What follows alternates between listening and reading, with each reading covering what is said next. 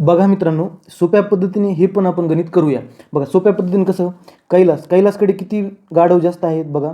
कैलास आणि हा दत्ता. कैलासकडे किती जास्त आहेत दत्तापेक्षा? दत्तापेक्षा 33% जास्त आहेत. 33% म्हणजे काय? 33% म्हणजे आपल्याला माहिती आहे अपूर्णांकामध्ये काय असतं, 1/3 असतं. तर जास्त म्हणजे काय? प्लस. माहितीच आहे आपल्याला, जास्त म्हणजे प्लस आणि वजा म्हणजे कमी, हे माहिती आहे आपल्याला. तर कैलासकडे कशी येतं? जास्त आहेत, म्हणजे जास्त म्हणल्यावर प्लस 1/3. तर आपल्याला ह्याचं रूपांतर करायचं आहे. दत्ताकडे किती कमी आहेत हे आपल्याला काढायचं आहे. त्यामुळे आपल्या रूलनुसार काय करावं लागेल? प्लसच्या विरुद्ध मायनस, कारण कमी आहेत ना त्याच्याकडे, दत्ताकडे कमी आहेत ना.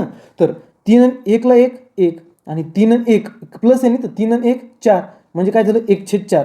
1/4 म्हणजे काय असतं माहिती आहे तुम्हाला? 25%. बरोबर आहे ना. 1/4 म्हणजे 25%च असतं. पण कशी आहे? कमी. म्हणजे याचं उत्तर काय आलं? दत्ताकडे कैलासपेक्षा 25% गाढव कमी आहेत. किती? 25% गाढव कमी आहेत.